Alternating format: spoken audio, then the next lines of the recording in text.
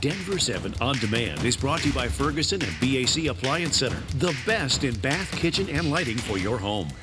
I'm Brian Sanders. And I'm Molly Hendrickson. Here's the latest from Denver 7. After 2 mistrials, the man accused of hitting and killing this Colorado State trooper could have a new trial. Trooper Cody Donahue was hit and killed along I-25 back in 2016. Noe Gomez Ruiz is now charged with criminally negligent homicide after police say he failed to move over for the trooper's car.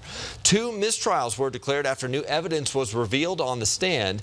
So this morning, there is expected to be a motion for a new trial. Eagle County is asking for volunteers to help them search for a missing volunteer firefighter who may have gone backpacking. 26-year-old Taylor Esslinger hasn't been seen since Tuesday. He also works as a detention deputy in Eagle County.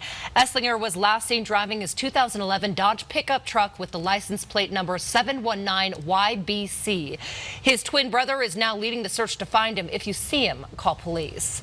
Today, former Governor John Hickenlooper and Senator Michael Bennet will be evaluating their performances from last night. That's right. Both took the stage in round 2 of the first Democratic presidential debates. Denver 7's Nicole Brady shows us if either Colorado candidate was able to stand out.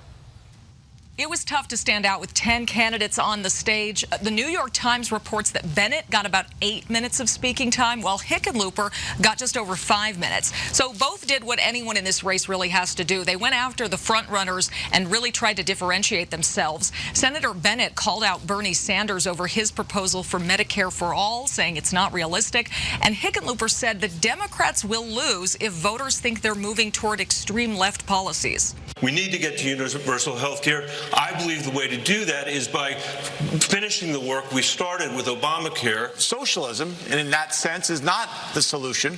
We have to look at what really will make a difference.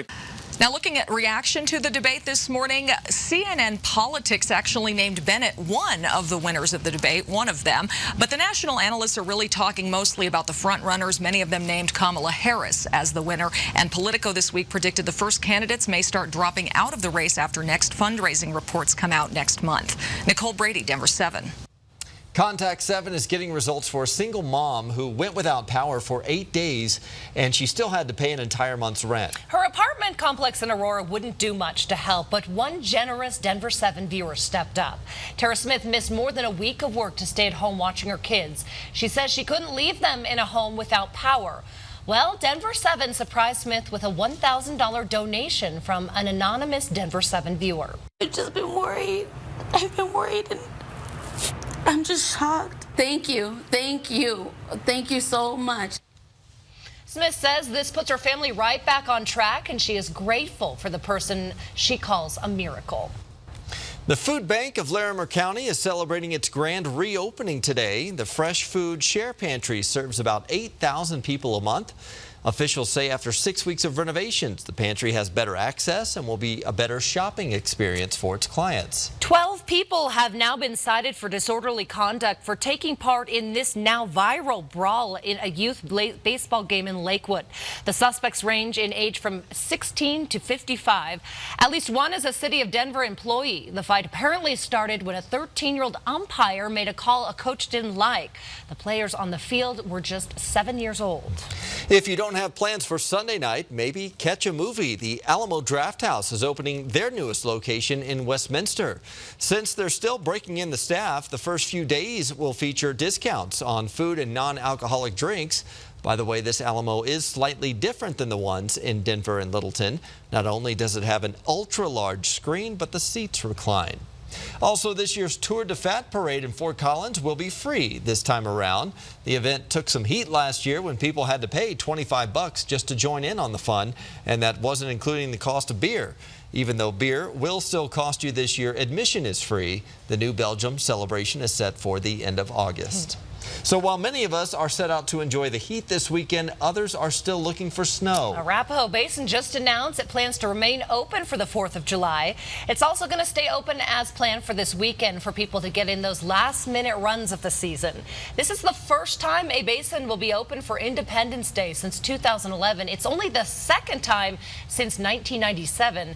Nearly 7 feet of snow have fallen on the mountains in the past few months. In our Colorado, new development is blamed for pushing out some of the owl population. Scott Rashid is the director of Colorado Avian Research and Rehabilitation Institute in Estes Park, and he noticed that the baby owl population was declining after a location where they used to nest was developed into a subdivision. So he built these rehabilitation boxes to help get the owls back on track. When we start interfering with their habitat and their territories, we need to do something to help these guys. Essentially a natural pest control.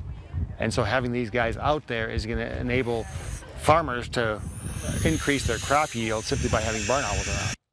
Volunteers are now helping him track the birds and clean out the boxes.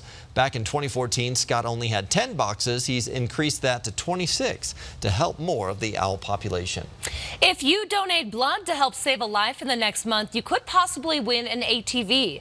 Vitalant says it's looking for more blood donations during the summer vacation season. If you donate anytime between July and Labor Day in September, Vitalant will automatically enter you into a drawing to win one of 4 ATVs up for grabs. You'll also get a free digital voucher for a complimentary taco from Rubio's. There's a new event tonight in Denver. It's called ColorCon. Artists will take over an alleyway in the Golden Triangle neighborhood and transform it with 12 murals.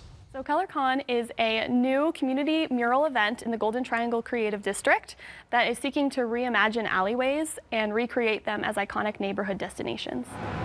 So, as you can see, the work is already underway, and the artists will be painting all day in the alley between 11th and 12th between Broadway and Lincoln. Get outside, Lisa. It's going to be a hot one. It's also a great day for the pool. In fact, I think the best pool day this week. We're seeing temperatures that are going to be well into the 90s this afternoon, mid to even upper 90s, and with a lot of sunshine, that's going to make it even better for some of the pool jumps. Right now, we're looking at by 3 o'clock, Brighton hitting 96, Centennial 93, and in Littleton 95. So it's going to make it the hottest day of the week and of the year so far, with some near triple-digit heat down across southeastern Colorado. Take a look at our Super 7 day. Today, it's sunny, it's hot. Tonight, we have the Rockies back in town. First pitch is at 6:40. We're going to be at about 90 degrees by that point. Still really hot in those seats that are in the sun.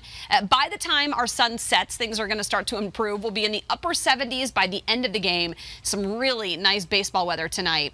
Tomorrow, we're at 94. Now, there will be a slightly better chance for a few thunderstorms tomorrow afternoon, but our risk of severe weather is low. You can see across most of the state this light green color. That's where we could see some general thunderstorms, a little thunder, lightning, potentially a little rain, but it does look pretty dry on Saturday. Sunday, a better chance for some showers and some cooling rain that's going to move through in the afternoon. We'll see our temperatures in the upper 80s, and then we're going to stay in the 80s through, it looks like, the first of next week, low to mid 80s. So if the 90s are just a little too hot for you, you guys, by the first of next week, we'll get back down to near normal. That will be a nice break. Thank you, Lisa. Thank you for watching this Denver 7 Now update. Check back here later today for another update and download the free Denver 7 app for breaking news and alerts. Have a great Friday.